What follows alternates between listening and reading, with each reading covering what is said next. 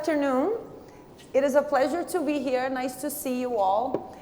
My name is Belisa Marochi, and I will be here talking with my panelists here today about wealth or value. So I would like to start by saying that we're going to have a conversation for about 30 minutes, and then we'll open up for questions and answers. All right? So I am a professor at Holt International Business School, and I teach at the International Business School, and I also have here a mix of academics and practitioners, and I would like to introduce the panelists to start. So first we have here to my left, Michael Clark. He is the Global Digital Transformation Lead and Futurist at MasterCard. I also have Martin Kaunen. He's a chair professor and UNESCO chair on the future of finance, and also a professor at École de Pont Business School in Paris. I also have Dr. Marwan El-Zarouni here, CEO of Dubai Blockchain Center. All right. So to start the conversation, I would like to open up the conversation by thinking about what is happening in terms of the economic landscape. So we see in this dynamic landscape, we see the rise of new technologies that are really disrupting the world of finance. I think with the rise of these new technologies, we have room to ask questions about the future of traditional financial institutions, but they also allow us to ask questions about where we can go with these new technologies. This also opened up the avenue to ask about the potential for new value creation. And that is also what the title of our panel is, Value and Wealth. As we have the potential for the creation of new value, we also can ask questions about how is the new system going to actually challenge what was already there. So we know that the current system we live in, we have disproportionately probably observed that some have benefited more than others, and it has not delivered the financial inclusion that it had promised. So I think in this landscape, I would like to start by asking you, how do you see that these new technologies can actually create space for rethinking of value in a way that can actually lead to wealth extraction? So do we see that value is actually changing? So it's a profound question, and you probably, if you recorded our conversation in the hallway, we probably could have done the whole panel in the hallway. So I think what's really interesting is that you focused on the technology as being the enabler. I think sometimes we can get lost in the technology, and we forget that technology is literally just a tool. There are things powering technology which have more value than the technology themselves. So if you think about it, what's powering all of the things that you may have heard about today is the data itself. The data itself belonged by people, their memories, their stories, their identity, all of that is data. So as we start moving forward into the new world, things like data and other forms of value are almost going to become a currency. And almost going to question is what is even a currency as we move forward. Because we were talking about this earlier, what's really interesting with the technologies as they emerge is they're almost bumping into old economic systems. They're almost bumping into old economic models, and the technology is being forced to fit into these models. So the bigger question, I think, is, and it'd be great to hear what the panel think of this, is that, whilst value evolves, what needs to evolve in terms of the economic system, and how do we make sure that we actually get the benefits of what we see from the technology, such as AI, augmented reality? How can they actually achieve their true potential? And I think that really starts with going back to what value even means, and then starting from there as first principles and saying, okay, well, how does this now relate back to the technology that we have? But I think we'd all agree in the room that the revolution has started, and I think we can't deny ourselves that, and we have to really start thinking about value, and it is changing. Like you're saying, Michael, I think we do need to go back to the first principles.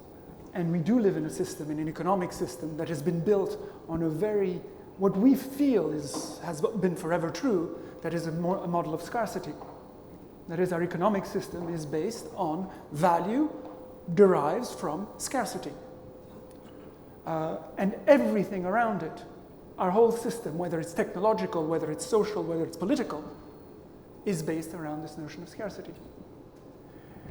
And yet we talk about conservation, we talk about sustainability, we're talking about things in which are literally contrary to the concept itself of scarcity. And so what's happening here, and I think one of the questions that we really need to explore is whatever new system we come up with, whatever new solution, whether it's data, whether it's blockchain, AI, you name it, are we just replicating the same extractive model? Are we just trying to apply the same old definitions to a new asset? So instead of extracting ore, instead of extracting oil, instead of extracting whatever else, we're extracting data. And so the question I think that we need to ask ourselves is to what extent, and to build on what you were saying, Belisa, to what extent does the system we've created today actually create something different, not just wealth, because we're creating wealth. If you look at the global market, it is constantly growing. And yet somehow, we've not created more well-being, we've not created more satisfaction, we're definitely not really addressing some of the major global challenges we're facing. So what's wrong with the system? And I think we do need to address that at a very fundamental level. 100%. I agree with you. Again, scarcity, whether it's digital scarcity or physical scarcity, is at the core of creating value, right? But also, even if something that's very scarce, but there's no desire to own it, and there's no people that want it, they will not even look for it, right? So, if you take, for example, domain names as one of the early, investments in the internet age, domain names. If you have a domain name in a certain region and nobody wants to, invest in that region, then it will have no value. But if everybody is moving to that region and you're getting a lot of ask for it, then there's only one person that can own it. And whoever wants it the most, whoever is willing to pay for it the most, is the one that's going to get it. Same thing with marketplaces and e-commerce and that kind of stuff, right? People who create websites that are easy to use, very seamless kind of experiences will always be the ones that people go to. It's not only because they are the cheapest, but also the user experience that's there. So the value comes from there. Also, one of the things that people don't understand is the power of the crowd and the power of reputation. Those things we are now doing it as word of mouth or through social networks or through advertising and other means. But in the future, all this will be powered by economics that are actually tied to previous history of data. And that's both a powerful thing and a big curse, actually, depending on who is gathering that data and who is using it and in what form and how is it incentivized. So the value creation and the value consumption will completely change, and it will lie within the incentive maker. Who is incentivized to do what? And this makes me ask a further question then. If we're going to focus on efficiency again, I think also we could end up that we could actually make it worse, exacerbate further disparities in a way, right? And I'm just thinking now also, Martin, you mentioned the tension between scarcity and abundance. And I was just saying then, how can we also rethink then what is productive? Because clearly we know that Wall Street or maybe Silicon Valley is productive. We're used to thinking about that, but maybe teachers wouldn't find themselves as that productive, for example, right? Or we wouldn't attribute value to certain professions or the value of a hug, for example, right? I'm just thinking here in a different way. So how do we really adapt so we create new possibilities to move forward so we don't actually exacerbate the disparities and inequalities that are already there? So what opportunities do we have to take this the right way, really? This is a huge question. It seems to me, though, that it starts by asking questions. Rather than looking for answers, it really starts by asking questions and understanding what are the underlying assumptions that we consider unassailable. We often think of things as obvious. Obvious doesn't mean that it's obvious to everyone. It doesn't mean that they're true. It means that we don't question them. So questioning the obvious, I think, that is very much the first step. And why are we in a system where, even though I think we would all agree, and it's not just because I'm a professor, teachers are important. Teachers are fundamentally important. In fact, arriving here in Dubai, I saw, plastered in a lot of different places, education is the key to solving climate change. And yet, teachers are undervalued. That is not what brings economic value to a society. What brings economic value to a society is the financial sector. And yet, the financial sector reinvests 15% approximately of their revenue in the productive economy. Where does the other 85% go? That's, I think, that is the question of abundance. There is abundance out there. We just don't have, we don't even see it. Our assumptions are so, our minds are so to speak, closed, that we don't even see it to a certain extent. And how do we change that? I don't have the answer, but I do believe that it starts with a question. So just to build on it, I agree. I think it also starts with regulation as well. So I think if we've looked at the past, regulators are constantly years behind. I think you made a statement of 20, 30 years behind technology in terms of regulators. Now, if we talk abundance, there is value in the air every single day and every second, because every single person in this room created 1.7 megabits of data every second they've been sat here. So that means all of you create 4 gig of data every day. Now, that may not mean an awful lot to you, but that's 733,000 digital photographs per person every day. So we have abundance, we're just looking in the wrong place. Because actually the abundance has always been here. It's called our data. It's our memories, our stories, our value. Half the machines that we talk about today at this event for the next 2 days are all powered by data. Every single one of them. AI doesn't exist without data, nor does the metaverse, anything that we use today. So the question is, when we move into a new world of value, do we need to reframe our sources of value? So you use reputation, which I think is a great example, right? If I go on Roblox today, I've got a stepdaughter who spends 8 hours a day in Roblox. I'm sure we're all in that situation. There's a person on there that sells pixel art that no one knows who they are. All on reputation. They've sold 180 pieces. No one knows them. I do, because I know their dad. It's a 10-year-old girl.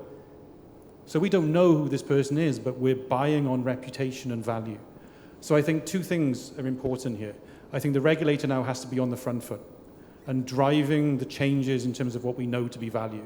And I think the second thing is we need to reframe what our sources of value actually are.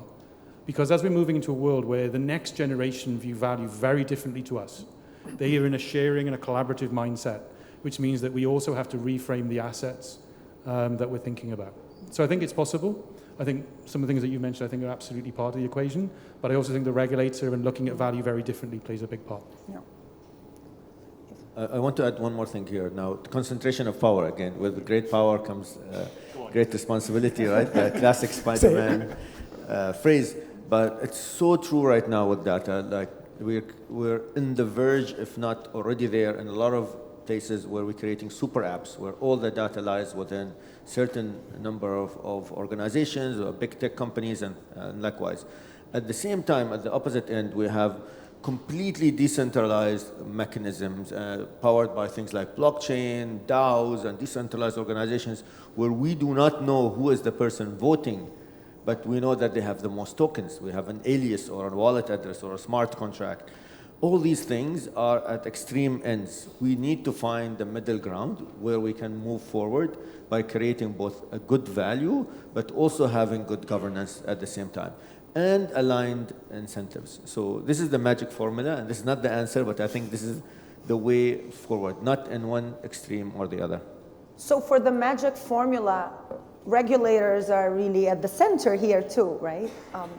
So if we build on that, I'm thinking also the current economic system we have and the current legal frameworks are quite deep and they're very durable, right? So how do we move forward to make sure that also the legal frameworks are adapting to this new idea of value so we don't end up replicating again? You're looking at me because I made that statement. Yeah, regulation. So look, when we've looked at regulators in the past, we've blamed them for not keeping up. But the reality is they can't do it on their own. it takes huge collaboration between the people who understand the technology to the people that need to govern it. And it also means policies have to be adaptable. If you look at some of the policies that were written, look how long it took Google to get a driverless car on the road. Because they weren't challenging the driver's license. The fact is the driver's license said, I need a driver and a car. And they went, well, no, there's no driver. And that took years to change that regulation. So as we move forward, we need things that are more adaptable, but we also need our regulators to take a risk and be innovative. There are examples around the world where open data and even data ownership is becoming a real thing. So we need our regulators to be brave and make those decisions in a controlled way, but not on their own. It's going to take massive collaboration. There's people on this panel that are from industry, from the educational sector, even from innovation, and many people in this room. I think we all have a part to play as individuals, as collectives, to all work together and collaborate, which means the regulator gets the job done with adaptable policies, but not on their own. It has to be a collaboration. So one of the things we're doing for the metaverse, actually, we have an advisory board, we have a government guideline for the public sector, as well as we have thought leaders within the governments who are taking the initiative to create their own projects, create their own, kind of value creation in the metaverse. So what we realized very quickly is that one of the biggest values for creating metaverse is actually in the industrial sector. What we thought was gaming initially, and this is the first to market kind of thing. And you have to understand, not always the first to market is the most value. But the first to market is where you actually learn the most. I'll give you another example. NVIDIA cards, for example, they were created for gaming to create better graphics. But guess the number one use case for them right now? It's AI and powering the compute for most of the AI kind of hyperscaler platforms. So it is literally now the time where all these disruptions, all these kind of things will happen, but they will be driven where the value lies the most, where we see economic kind of incentive for it, not what we want, which is the human kind of aspect or the good of the people. Economy is what drives us, and there we have to find this middle ground. Do we do things that are really good for the human beings in general, for our progress as humanity, or do we really worry about the economic incentives? I think we need to realign our value creation kind of incentives rather than just dismiss the economic aspect. We have to work with it. So I'm going to jump in. I think what you raise is a really important point. I would add to it is there's also the metric system of value. So if you're going to define new value, what's the new metric system to measure value in the first place? So everything we've described so far is extrinsic value, right? It's what the market is prepared to pay for it. But actually, the things I hold have intrinsic value. The longer I hold something, the longer I have it, I save it, to me it becomes personal and it has extreme value. It may even have rarity in that sense. So the way the world we're moving to is we almost need the middle ground you're talking about is almost the combination of the two, which actually defines the value. Because it's actually what it means to me and the age of it and the personalization of it as a value element. But then there's also the demand and the meaning in the outside world determines all that value. And then as value is exchanged, does that in turn then increase my own intrinsic value? Because actually now my reputation is based on that value exchange. So I think with new forms of value, we also need to look at the ways we measure value. Because I think today we're focusing too much on the meaning to the outside world versus what value means to us as people and individuals. Well, the whole economic system is built on the idea that I can actually measure it, compare it. It's hierarchical. And what you're talking about is to move to a heterarchical world. That is a world in which value is completely and by definition subjective, which maybe actually speaks to the fundamental theme of this conference of saying maybe we do need to distinguish two words. Maybe wealth and wealth creation is the economic aspect of value, while value is, like you say, the more intrinsic value of what something is worth to me or to society. And in the same way that you said that the regulator must collaborate, I would even say cooperate with industry, with technology in order to, I think we also need to broaden the discussion, not just to the thought leaders, but to the whole social fabric of really saying, what are we creating it? Who are we creating it for? That is ultimately, because unfortunately, I mean, one of the elephants in the room, and there are many, is power structure. Inevitably, the regulator is there to defend an existing power structure. That's the job, whether we like it or not. And that discussion, of course, is a very touchy, difficult discussion to have, and it's very difficult to have that discussion unless you have all of the parties around the table. And I'll just add just a little point there, that even when we try to decentralize it, guess what happens? Human nature prevails. A lot of the people will buy the tokens, the voting tokens, and power will again be concentrated. So no matter what we try, still human nature will always prevail. Do we have any examples that show that data could be shared in a different way, where actually people could maybe extract some wealth? Do we have any positive examples? There's a few, right? So I think what's interesting in the Web3 world, we're already starting to see this concept of a data union, where people, like-minded people, are coming together and sharing data in pools, and it's sold on a smart contract on an exchange, and then is sold for value. So value is being returned to the owners of that data. I think the biggest shift was Brazil a few weeks ago, where they actually launched a data monetization policy where many people now will be able to monetize their data. So it's almost like setting a yardstick for the rest of the world to watch and go, well, hang on, now value is being put back into the hands of people. What do we now do, right? What becomes possible? But I think there are there's data wallets emerging, there's all sorts of technologies emerging, even things like data savings products, right? All of these things are becoming a real thing. And because of that, these are now becoming reference points. Even the cities of the future, you could look at Saudi Arabia with NEOM, looking at how they start leveraging data and how they start using it to geofence the city, to help people navigate it. So there are examples from the regulatory side, from the commercial side, where there are real life use cases. And that's the important thing. This is how it moves from conversations like this into industry, is real life use cases that people can touch and see. And I think that is starting to happen around the world. Even, institutions are starting questioning, should we be focusing on different assets? So I think it's not even, you could probably speak to some here in the region as well, some of the things that you've done. This isn't now something for a textbook. There are examples where regulators are getting involved. You could even argue the Open Data Initiative, right? In Dubai and other places around the world is now becoming a real thing. That is only going to power new industries and new form of value. The only caveat I would make is that as you go down that path, there's the danger of creating scarcity, because people may not want to share their data.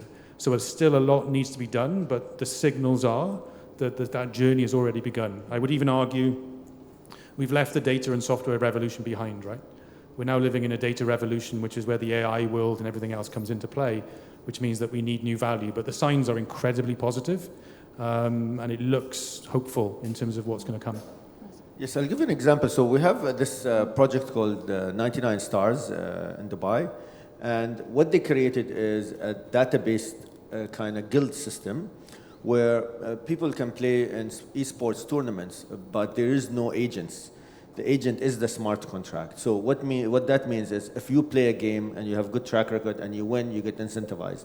If you lose, that goes on your record as well, and it's less likely that people will include you on their team when they're entering a tournament. So, but if you each time there's a prize money to be won, it will be paid out depending on your performance in the team as well as the performance of the whole team.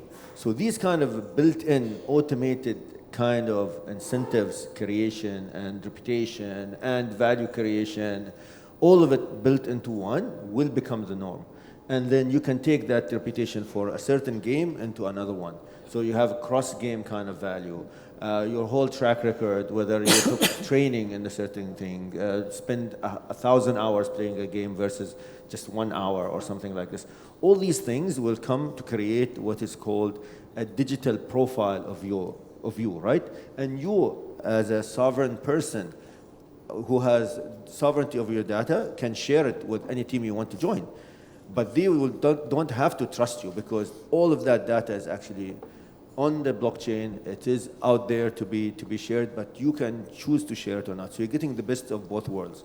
At the same time, you're removing an agent or the middleman that was taking maybe 70 or 80% of your cut just by providing that kind of marketing or reputation for you, which now you have the onus of not only leveraging, but also protecting and using and as you like. I think these are wonderful examples, and it shows that we're really moving toward, I'd say, a new universe, so to speak, of wealth creation. I'm not sure we're creating value yet.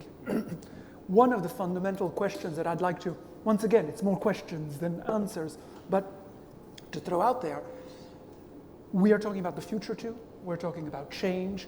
We are talking about how to face global challenges, whether it's COP28, whether it's the situation we're in together. Data is backward-looking by definition. So we are valuing and we are making projections based on history. Are we not at a time when that perspective, it doesn't mean throw the data out, but how do we also integrate? How do we make this link?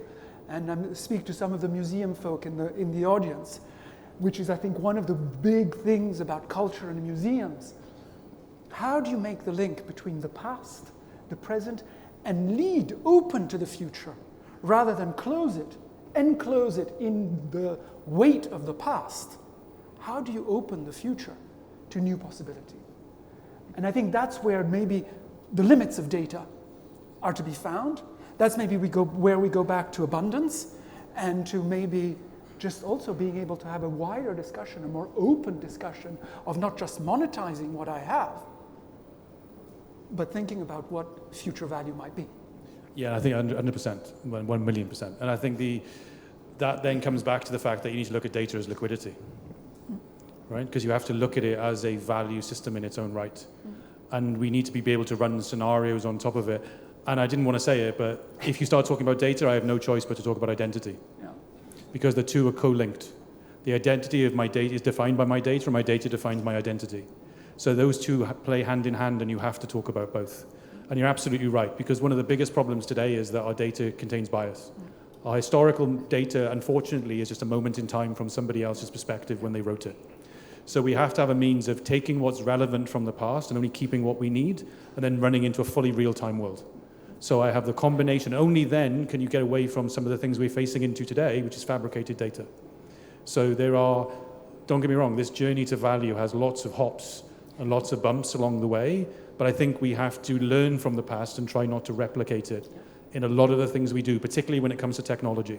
Because I think everybody in this room has this massive opportunity to take these new things that we're building and apply new innovative thinking to make these things what they possibly could be, and ultimately create new forms of value. 100%. I'll give you an example of one of the technologies that actually empowering identity with data. It's called soul-bound tokens. So soul-bound tokens is a token given to you as a proof of attending, for example, this session today, or proof of passing a test, or proof of, for example, being at a certain place in a certain time, like almost like proof that you were in the hospital, for example, or proof that you attended work, or clocking in, clocking out.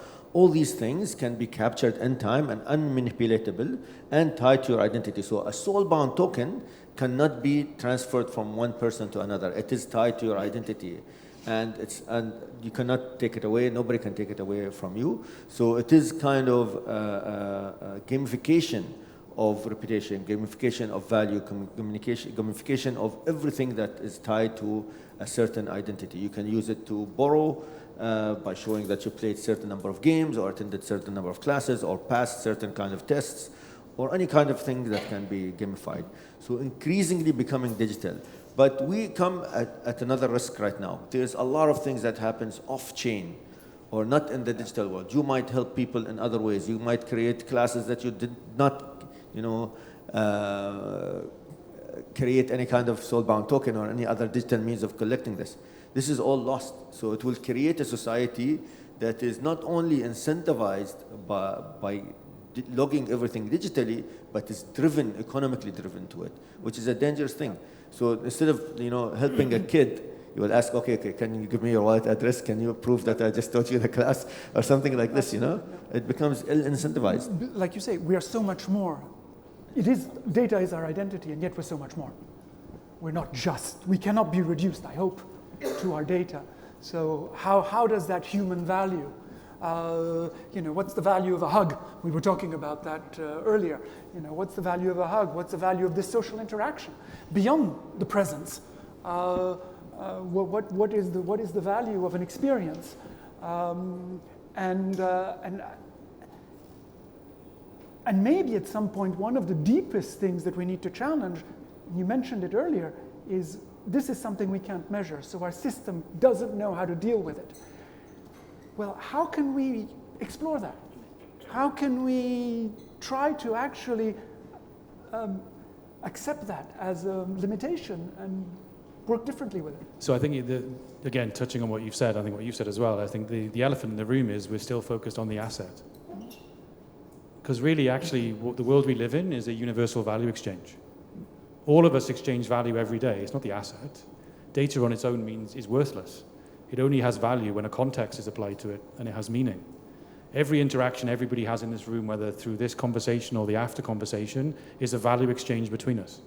So we have to then start shifting the role from the asset to the value that's derived from the asset, which could be a hug, which could be something you give, an interaction. Even the result of sharing data and the byproduct is value. So it's almost, we need to look at not beyond the asset then. What are you getting from the asset that is the value? Yeah. Because actually that's what we're talking about, is the exchange of the value that's derived, that we give, that makes us who we are. What can we do to collaborate, to move this forward? What can each one of us do? Because I think you all mentioned collaboration, right? To move this forward. So where does the individual come in this? Do we have a say also? I'll tell you what's coming. Social fi is coming, so social value monetization is coming. It is a thing. We had before that something called gamify. So we are going in that direction. So we need to be aware, number one. Number two, educate ourselves about it, about what's coming. And then try to incentivize our way where we perceive the real value of things, not what a number can tell about us or what data we actually share with other people, but what internally we internalize as how I am incentivized, not by money, but by values, rather than value. I think we need to move from a compliance-based approach to getting things right. Today, we're very much, and that's the limit of regulation as well, is that you say you have to check these boxes, and I'm doing this, and I'm doing that. And I don't think, as long as we stay in a compliance-based approach, we'll never make it. It really needs to be a personal engagement. And that is both, I think, challenging and at the same time extremely empowering, because the choice is ours. The choice is ours in every moment of every day, what it is that you value, and walk the talk. If you value something, say it. If you value something, make it known. And don't forget the cost of not doing something. There is a cost to losing value. There is a cost to not giving that recognition. There is a cost to despair. There is a real social, industrial, economic cost to disenfranchisement, to inequality. So I would say, let's all make a personal engagement to act on that moral imperative, so to speak. Thank you. Hi. My name is James Buchanan from a studio called Hidden Strategy. And I was picking up on something that Martin was saying. It feels like we focused on quite an individual definition of value, something that can be exchanged just between people, rather than sometimes value that's within a group or within a collective or within a relationship. And so, I suppose I was wondering whether there might be industries. I'm interested in insurance. I used to work in insurance. I wondered whether there are industries like insurance that might actually recognize the value of, say, a resilient community that looks after each other and has less crime and buildings break down less quickly, and yet recognizes that if they ever had perfect data on all the participants of that community, the whole insurance model would fall apart. So I wondered whether there was some sort of argument for kind of collective value and potentially an argument for insurance firms investing in supporting shared value like that they can't quite recognize. Does that make sense? Absolutely perfect sense. Because there's also examples where you maybe have people in a community where they share their data maybe to improve the security in a community, or they may even use it to get better utilities for everyone. Or even something really simple as they're all going on holiday, right? And they're going to use all their data to better plan their holiday. I think those are examples of data sharing, and you could argue that's the base foundation of a DAO, right? Of communities of people working together based on a set of shared values, right? Because everybody's coming together in the community because they believe in what that is. Interestingly, when you get into community-based insurance, you also then end up in the world of consumption-based insurance, right? Because now I don't need a policy every 12 months because the data in the community tells me that, hey, everybody in this community only uses their car X number of days a week. So based on their behavior and their patterns, maybe I'll change my whole way my policy runs.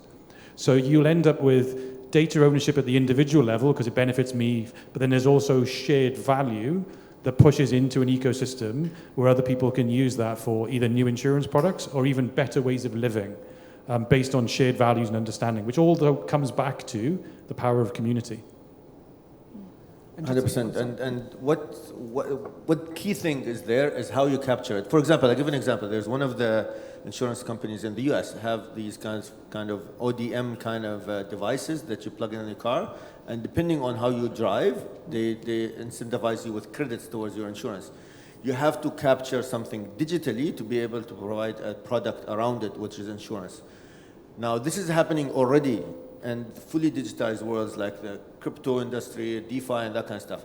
DeFi loans look at your track record as a wallet, as a smart contract, as a payment rates, all these kind of things to give you better offers. Liquidity markets as well, our liquidity pools, prediction markets, a lot of other products come on top of this, including DeFi insurance, including insurance for NFTs, depending on the previous sales numbers and things like that, where you can get a loan on an actual virtual asset.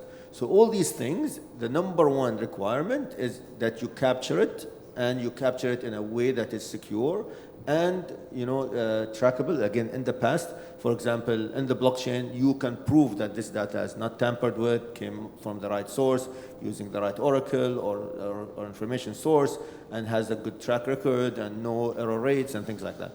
So once you corroborate the data with right sources, and you can actually rely on it for future buys and sells, then you can provide insurance on top of it with a good score for risk. Thank you so much for the important insights. My name is Hatem Aznak, and my question is around the connection or the intersection between climate change with the wealth and also values. And my question, what kind of discourse we need to circulate to the next generations if they need to take care about the values or to take care of the wealth that maybe can create the values, and sometimes it's not the case. So we are talking about protecting the planet. Is values or wealth can be the top priority for the next generation? Thank you. Hi, my name is Marci. I'm a founder of the decentralized identity startup. And my question would be, what do you think are the drivers of adoption of the data ownership, right? We talk about the value creation, but how we can adopt it and how the people will adopt it, right? So I have two. I'm not sure you're allowed. My name is Andrea. Right. First one, we've seen central banks changing completely now. Central banks are issuing instant payment methods. It's a big shift.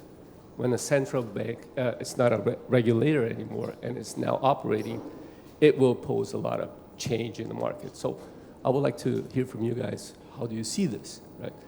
And my second question is, what is data? Right. What is data? The very meaning of the essence of the word is data is a gift, right? So how do you guys see what is data? Okay. Thank you. Well, maybe I'll start over here, and then maybe you can talk to some of the other points. I think we need to sit with the complexity. There is no easy answer. We cannot tell the future generations do this or do that. Let's trust that they are smart enough, maybe smarter than we are, to deal with the complexity. To say it's not black and white, it's not cut and dry, it's not either the financials, you conserve the wealth and invest in the future. We know that if we do just that, it's not going to work. At the same time, if we throw all the wealth out and forget, it doesn't work. So let's learn, all of us, to sit in that gray zone, to sit with the uncertainty, to learn. Do a little bit more learning and a little less educating. I don't know if that answers the question. It's very philosophical. But given the amount of time.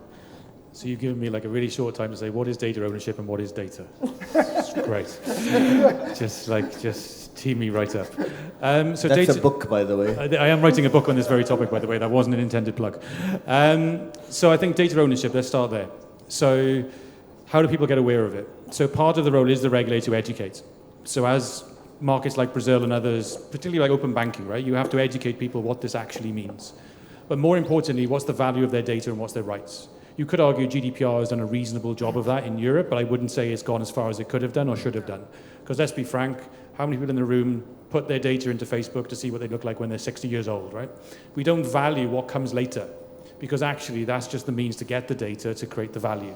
So I think there's a huge educational story that has to be played back to people to say, look, actually this is what your data is worth. It's almost like as they sign up to these data wallets, they get told, hey, do you know what? This is all the relationships with your data and this is what it's worth. And actually, do you know what? This is what you've been giving away for like the last 12 months or even the last 3 years of your life. So I think it's that education and awareness and the awareness of value and probably a transition plan, right? Because nobody's going to give all their data up in 24 hours. In some cases, they may not. You may just take a cut of the value that they use from your data. But I think there will be that shift. And it'll be an education will be a starting point. What is data? My God. It's a good job I know you. Right, so we'll start there. So, oh my God, you're going to get me into so much trouble. So in some respects, data on its own is worthless. It's meaningless. We've had this conversation many times. In some respects, it's meaning. It's consciousness. It is effectively the basis of an interaction. It holds nothing unless it has meaning. So in essence, when we're sharing value, we're also sharing meaning. So on its own, data is absolutely worthless. It's just a piece of description. Unless you apply a meaning to it in a context, does it become valuable? So you could even argue it's no different to consciousness in a philosophical way. When we start talking about value exchanges, then data becomes valuable because now it has meaning, it has a context, and it has a usage. It's only then does it become something useful. On its own, you could even compare it to your conscious. Which actually also speaks to the word you used, brings it back to the very foundation of economics, which was the gift. Sacred economics, this notion of actually the origin of exchange was the gift, which I'm glad you brought that up as a basis. I know we have more questions, but I would like to invite you to continue the conversation during the break. I think our time is up. I would like to thank the panel. Thank you so much, Michael, and Dr. Al-Zaruni for the conversation. Thank you.